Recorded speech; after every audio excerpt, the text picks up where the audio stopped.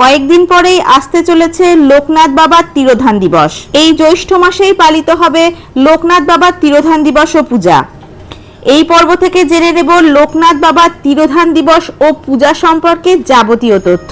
নমস্কার বন্ধুরা, Indian blogger নন্দিনীর আরও একটি পর্বে সকলকে স্বাগত। আশা করি আপনারা সবাই ভালো আছেন, সুস্থ আছেন।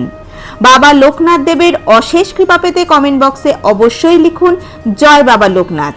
এই পর্ব থেকে জানবো 2026 সালে বাংলার 1433 বঙ্গাব্দে লোকনাথ বাবার তিরোধান দিবস এবং পূজা কবে অনুষ্ঠিত হতে চলেছে।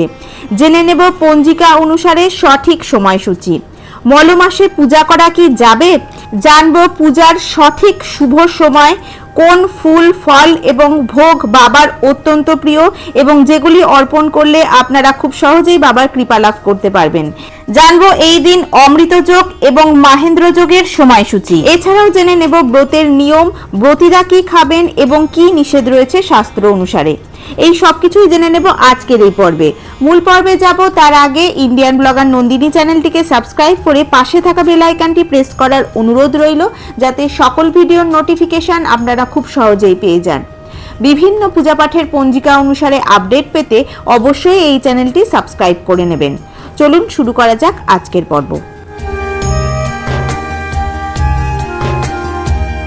এই জ্যৈষ্ঠ মাসেই পালিত হতে চলেছে লোকনাথ বাবার তিরোধান দিবস এবং পূজা, অর্থাৎ জুন মাসের প্রথম দিকেই রয়েছে লোকনাথ বাবার তিরোধান দিবস। অনেকের মনে প্রশ্ন রয়েছে, এই মল মাসে লোকনাথ বাবার তিরোধান দিবস এবং পূজা থাকায় এই পূজা কি করা যাবে?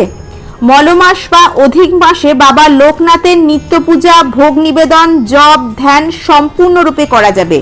হিন্দু শাস্ত্র অনুযায়ী দৈনিক নিত্যকর্ম এবং ভক্তি উপাসনায় কোনো মাস বা তিথিতেই বাধা নেই। তবে মল মাসে নতুন কোনো মূর্তির প্রাণ প্রতিষ্ঠা, বড় আকারে মন্দির প্রতিষ্ঠা, বিশেষ দীক্ষা অনুষ্ঠান সাধারণত বর্জন করা হয়।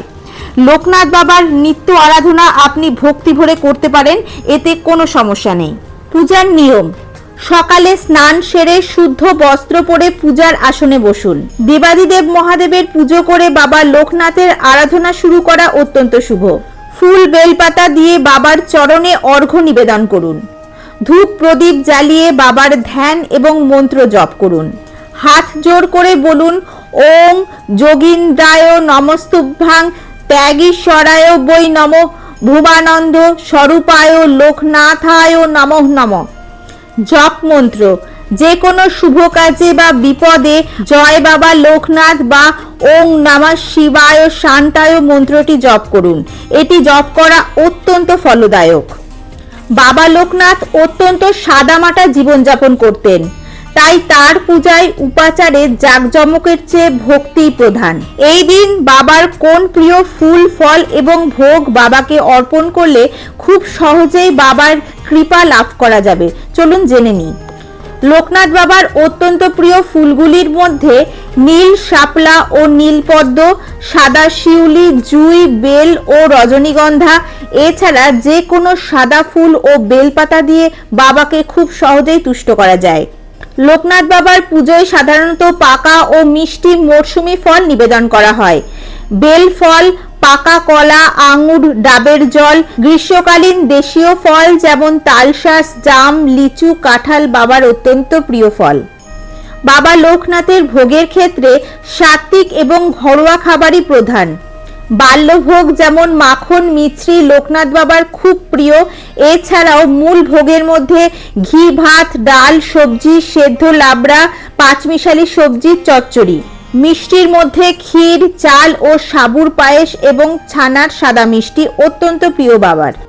লোকনাথ বাবার পূজায় ব্রতী উপবাসকারী ভক্তদের সারাদিন সংযমী এবং শুদ্ধ থাকতে হয়। তাদের আহার ও বিধিনিষেধের ক্ষেত্রে মূলত সাধারণ নিরামিষ নিয়ম মেনে চলতে হয়। যা খাবেন: ডাবের জল, কলা, বেল, আঙুর এবং মৌসুমি ফল, বিশেষ করে তালশাঁস, কালোজাম, লিচু। মিছরি বাবার সব থেকে প্রিয়। তাল মিছরি, বাতাসা এবং যে কোনো সাদা মিষ্টি। সারাদিন উপবাস বা জল খেয়ে থাকা সম্ভব না হলে জল, দুধ, ছানা চিড়ে খাওয়া যায়। ব্রত সমাপ্তির পর নিরামিষ অন্নভোগ বা খিচুড়ি গ্রহণ করা যায়। শাস্ত্র অনুসারে এই দিন যা নিষিদ্ধ: যে কোনো ধরনের মাছ, মাংস, ডিম সম্পূর্ণরূপে নিষিদ্ধ। এমনকি পেঁয়াজ রসুনযুক্ত খাবার খাওয়া এই দিন একেবারেই বিরত থাকতে হবে। সারাদিন কোনো প্রকার অন্ন গ্রহণ না করে নির্জলা উপবাস করা সবথেকে শ্রেষ্ঠ। তবে স্বাস্থ্যের অবস্থা অনুযায়ী জল বা ফলের রস খাওয়া যেতে পারে।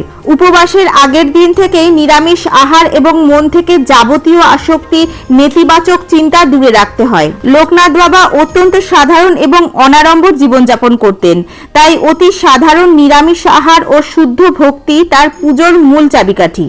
এবার জানবো এই বছর লোকনাথ বাবার তিরোধান দিবস এবং পূজা কবে অনুষ্ঠিত হতে চলেছে, তার পূর্ণাঙ্গ সময়সূচি পঞ্জিকা অনুসারে এবং পূজার সবথেকে শুভ সময় কখন থাকতে চলেছে। এছাড়াও জানবো এই দিন অমৃত যোগ এবং মাহেন্দ্র যোগের সময়। বছর অর্থাৎ 2026 সালে বাংলা 1433 বঙ্গাব্দে লোকনাথ বাবার তিরোধান দিবস অনুষ্ঠিত হতে চলেছে 3রা জুন 2026, বাংলার 19 জ্যৈষ্ঠ 1433 বুধবার।